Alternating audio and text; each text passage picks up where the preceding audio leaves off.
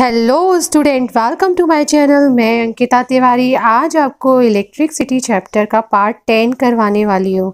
अगर आपने मेरा चैनल अभी तक सब्सक्राइब नहीं किया है तो प्लीज़ सब्सक्राइब द चैनल। तो चलिए स्टार्ट करते हैं चैप्टर इलेक्ट्रिसिटी।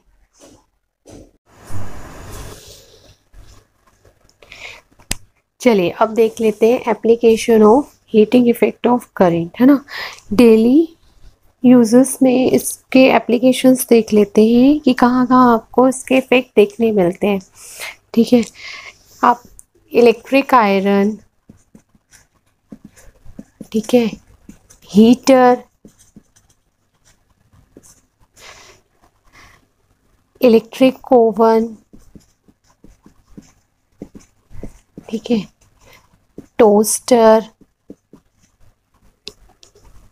ये सारे जितने भी अप्लाइंसेस होते हैं ये सब के सब क्या शो करते हैं, जितने भी अप्लाइंसेस होते हैं ये क्या शो करते हैं, हीटिंग इफेक्ट।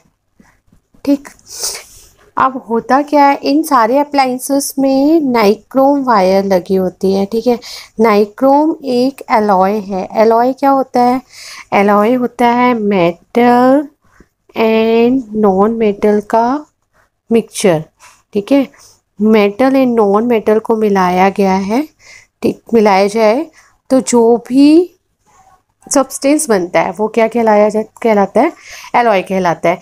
नाइक्रोम वायर भी क्या है, एक एलॉय है। ठीक है, जो कि nickel, chromium, manganese and iron in सब से मिलकर बनती है। ठीक है, अब ये जो एलॉय होते हैं, जितने भी एलॉय होते हैं उनकी रजिस्टिविटी हाई होती है।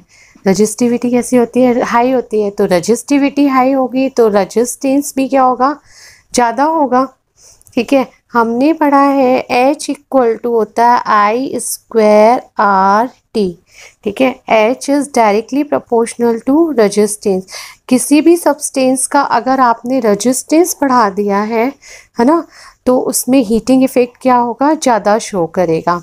ठीक है, ये क्वेश्चन काफ़ी बार पूछा जाता है कि ये सारे appliances heating effect of current क्यों शो करते हैं। तो उसका रीज़न क्या है, ये सारे अप्लाइंसेस किससे बनते हैं, नाइक्रोम वायर से बनते हैं, जो कि क्या है, एक एलॉय है।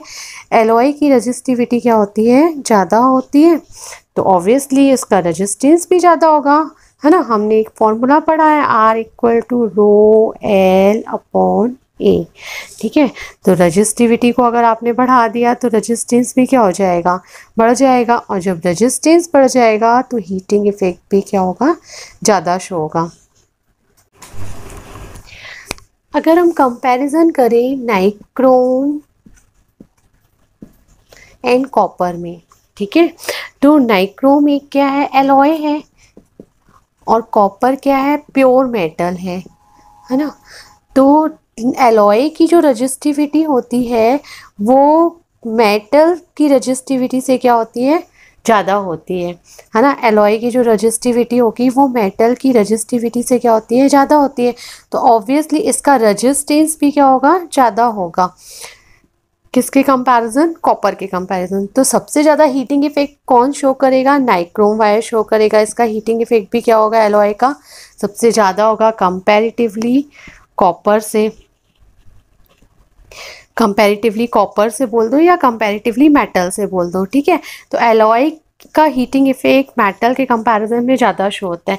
इसलिए जो हीटर होते हैं ना, हीटर में जो वायर लगी होती है जो ग्लो करती है, तो वो क्यों ग्लो करती है, हीटिंग इफेक्ट के कारण ग्लो करती है, क्योंकि उसकी रजिस्टिविटी क्या होती है, ज़्यादा होती है ना। रजिस्टिविटी ज़्यादा होने से रजिस्टेंस ज़्यादा होगा, हीटिंग इफेक्ट ज़्यादा शो होगा, इसलिए वो क्या करती है, ग्लो करेगी। बट जो कॉपर वायर से जितना भी कुछ भी बना होगा वो क्या है, वो हीटिंग इफेक्ट ज़्यादा शो नहीं करता है, वो कम हीटिंग इफेक्ट शो करता है, इसलिए वो ग्लो भी नहीं करेगा। ये क्वेश्चन पूछा गया है एग्ज़ाम में। ठीक है, सेकेंड एप्लीकेशन है हीटिंग इफेक्ट ऑफ करेंट का, बल्ब। ठीक है, बल्ब ये तो सभी जानते हैं कि बल्ब ग्लो करता है ना। ये ग्लो क्यों करता है, हीटिंग इफेक्ट ऑफ करेंट के कारण। इसमें एक फिलामेंट होता है, ये सब आपने देखा भी होगा कई बार बल्ब में। ठीक है, वो फिलामेंट किसका बना होता है, टंगस्टन का बना होता है। तो इस टंगस्टन का जो रेजिस्टेंस होता है वो कैसा होता है, हाई रेजिस्टेंस होता है। हाई रेजिस्टेंस होने के कारण ये हीटिंग इफेक्ट भी क्या करेगा, ज़्यादा शो करेगा। ठीक है, ज़्यादा हीटिंग इफेक्ट शो करेगा, तो उस वजह से बल्ब क्या होता है, ग्लो करने लगता है। अब बात आती है कि अगर ये बहुत ज़्यादा हीटिंग इफेक्ट शो करता है तो ये मेल्ट क्यों नहीं होता, है ना। ये इसलिए मेल्ट नहीं होता क्योंकि इसका मेल्टिंग पॉइंट कितना होता है, इसका मेल्टिंग पॉइंट होता है 3380 डिग्री सेल्सियस। ठीक है, इसका काफ़ी ज़्यादा हाई मेल्टिंग पॉइंट होने के कारण मेल्ट नहीं होता, है ना, ब्रेक नहीं होता, क्योंकि बहुत ज़्यादा हीटिंग इफेक्ट शो करेगा, बहुत ज़्यादा गर्म हो जाएगा, तो होना क्या चाहिए, मेल्ट हो जानी चाहिए वायर।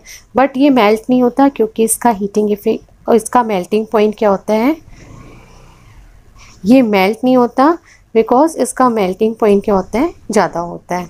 ठीक है, एक बात ये आ गई।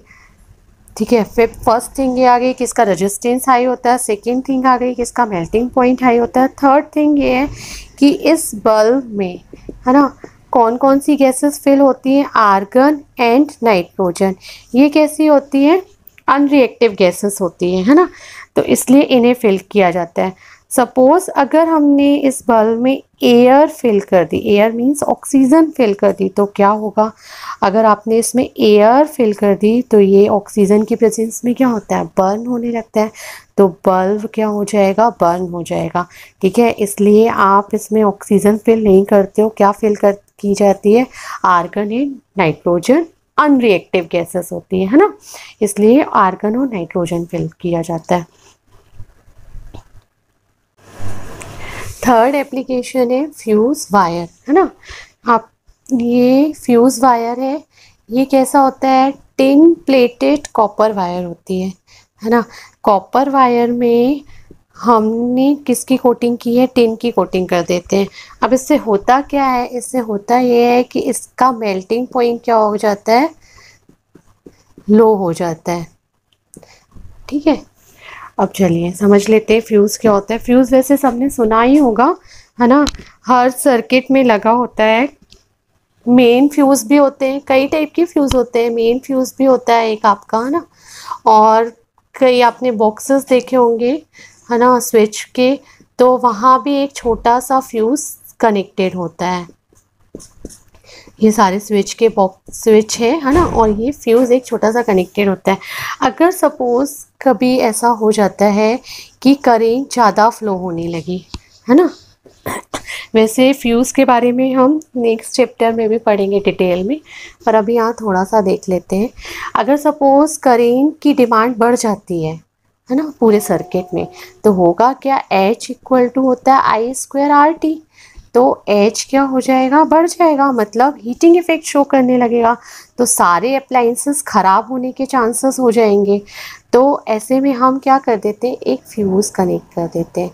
अब जो भी करेंट का कनेक्शन होगा, जो भी वायर का, कॉपर वायर का कनेक्शन होगा सारे अप्लाइंसेस से, तो इस फ्यूज़ वायर से होता हुआ जाएगा।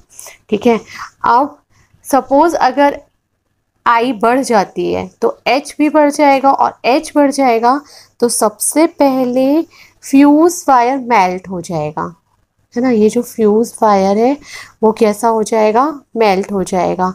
ये जो कनेक्शन है ये कैसा हो जाएगा, ब्रेक हो जाएगा, और जब यहाँ पे ही ब्रेक हो गया तो ये सारा आपका पूरा सर्किट ब्रेक हो जाएगा। तो सारे अप्लाइंसेस आपके कैसे हो जाएंगे, प्रोटेक्ट हो जाएंगे, है ना।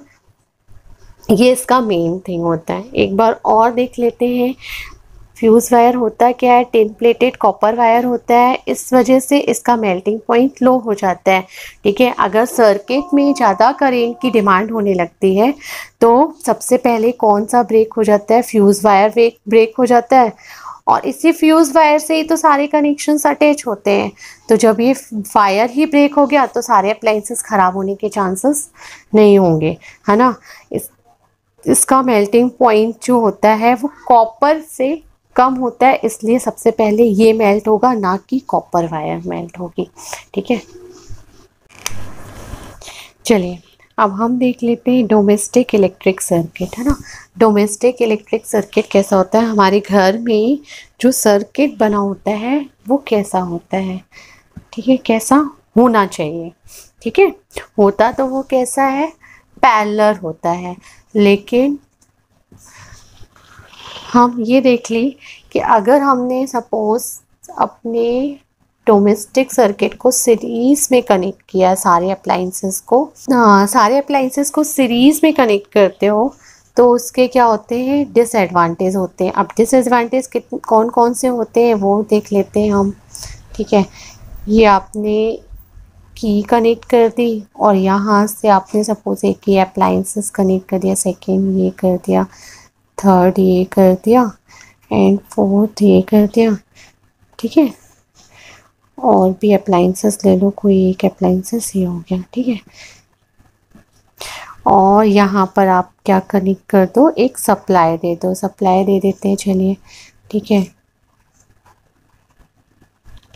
ये आपने सप्लाई कनेक्ट कर दी, ठीक। सप्लाई कितनी आती है हमारे घर में, 220 वोल्ट सप्लाई आती है और फ्रीक्वेंसी कितनी होती है वोल्टेज सप्लाई की, 50 हर्ट्ज फ्रीक्वेंसी होती है, ठीक है।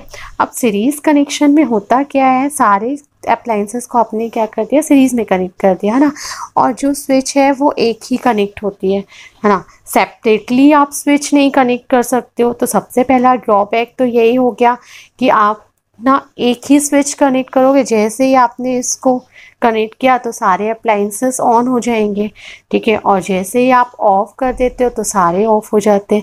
लेकिन ऐसा तो नहीं होता ना कि हमें एक ही टाइम पे बल्ब भी चलाना हो, उसी टाइम पे ट्यूबलाइट भी चलानी है, उसी टाइम पे फैन भी चलाना है ना। ऐसा तो नहीं होता, हमारी रिक्वायरमेंट तो अलग अलग टाइम पर अलग अलग होती है। तो ये एक ड्रॉबैक होता है कि एक ही की कंट्रोल होता है, तो उस वजह से आपके सारे अप्लाइंसेस एक साथ ही ऑन और ऑफ होते हैं। सेकेंड थिंग देख लेते हैं, ठीक है।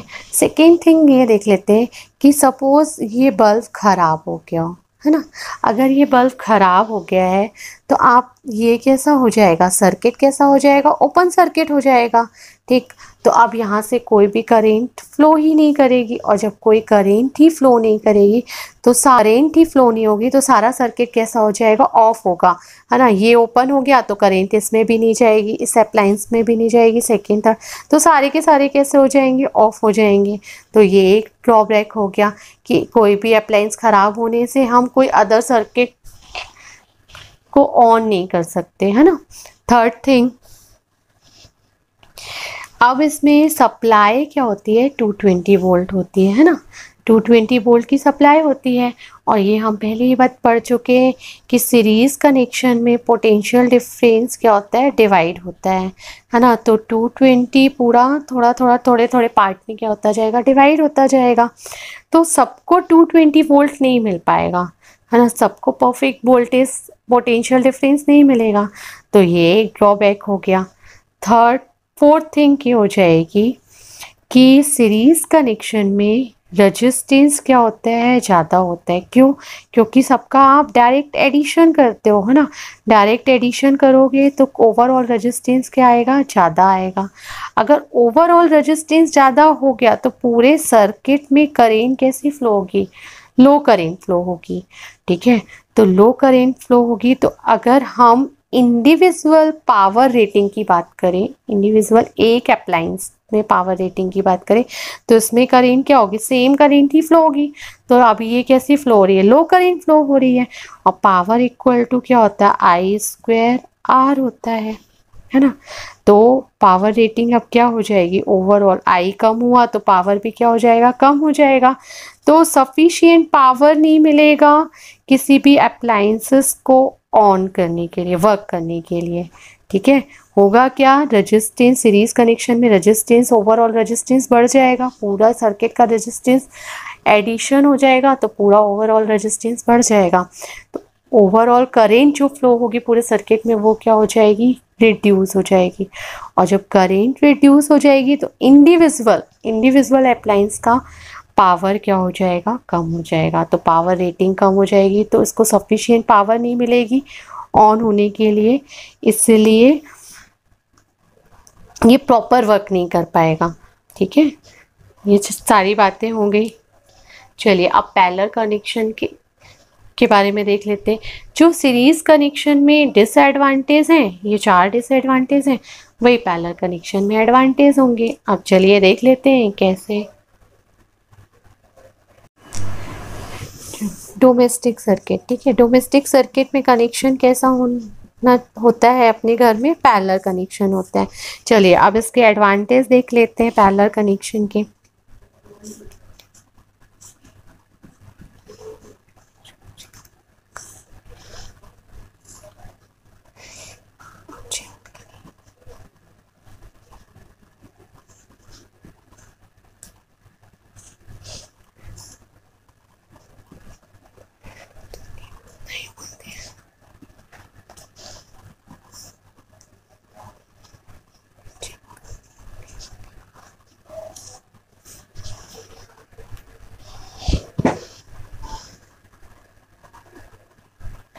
ठीक है, ये हमने सप्लाई कनेक्ट कर दी 220 वोल्ट की 50 हर्ट्ज फ्रीक्वेंसी। ठीक है, ये एक की ये हो गई और सेकेंड ये और ये थर्ड। ठीक है, ऐसे आप और भी अप्लाइंसेस कनेक्ट कर सकते हो। ठीक है, एक अप्लाइंस ये हो गया ए और एक ये हो गया बी और एक ये हो गया सी। ठीक है, अब सबसे अच्छा एडवांटेज तो पहले तो यही दिख रहा है हमें कि सबकी सेपरेटली की आप कनेक्ट कर सकते हो। तो ठीक है, इसका एक एडवांटेज ये हो गया कि जब हमें ये वाला अप्लायंस चालू करना है तो फिर हमने एक की ऑन कर दी, दैन जो भी यूज़ में लेना है हमें उसके लिए हमने वो की ऑन कर दी। ठीक है, सेपरेटली कनेक्शन है। फर्स्ट थिंग तो ये एडवांटेज हो गया। सेकेंड एडवांटेज ये हो गया इसका कि इसमें कितना सप्लाई आता है आपके घर में 220 वोल्ट, तो सबका पोटेंशियल डिफरेंस क्या हो जाएगा, सेम हो जाएगा 220 वोल्ट। तो अब सबका पोटेंशियल डिफरेंस अगर सेम हो गया तो सबको बराबर ही क्या मिलेगा, पोटेंशियल डिफरेंस। तो ये एक एडवांटेज हो जाएगा। ठीक है, थर्ड थिंग ये हो जाएगी इसकी कि सपोज अगर ये सी खराब हो जाता है ना, कोई भी एक अप्लायंस क्या हो जाता है, खराब हो जाता है, तो अगर ये खराब हो जाएगा तो ये सर्किट कैसा हो जाएगा, ओपन सर्किट। अब ये ओपन सर्किट हो जाएगा तो सिर्फ ये अप्लायंस नहीं चलेगा, बाकी तो आपके साथ सबसे करेंट फ्लो हो जाएगी। आप जैसे ही कनेक्ट कर दोगे सबसे करेंट क्या होगी, फ्लो होगी। तो सारे अप्लायंसेस, बाकी सारे जितने बचे हुए अप्लायंसेस हैं वो वर्क करेंगे। ठीक है, फोर्थ थिंग ये हो जाती है कि जो पैरेलल कनेक्शन होता है ना, उसका ओवरऑल रेजिस्टेंस क्या होता है, कम होता है। ठीक है, कंपैरेटिवली किससे, सीरीज रेजिस्टेंस से। ठीक है, तो अगर ओवरऑल रेजिस्टेंस कम होगा तो सब में क्या होगी, करेंट ज़्यादा फ्लो होगी। ठीक है, करेंट ज़्यादा फ्लो होगी तो इंडिविजुअल पावर रेटिंग क्या हो जाएगी, बढ़ जाएगी। तो इस वजह से अप्लायंसेस को परफेक्ट पावर मिलेगी वर्क करने के लिए। ठीक है, ये एक एडवांटेज हो जाएगा। और एक बात और देख लेते हैं, जो दिवाली वगैरह में डेकोरेटिव लाइट होती है ना, जिसको सीरीज भी बोलते हैं। ठीक है, छोटे सारे काफ़ी सारे बल्ब्स कनेक्टेड होते हैं, उसका कनेक्शंस कैसा होता है, उसे सब कैसे कनेक्ट किए जाते हैं, सीरीज़ में। आपने देखा ही होगा, एक ही प्लग लगाते हैं और सारे बल्ब्स क्या हो जाते हैं, ऑन हो जाते हैं। तो उसका कनेक्शन कैसा होता है, सीरीज़ में। लेकिन आपके घर में जो सर्किट होता है उसका कनेक्शन कैसा होता है, पैरेलल में कनेक्शन होता है। Thanks to all of you and don't forget to like this video.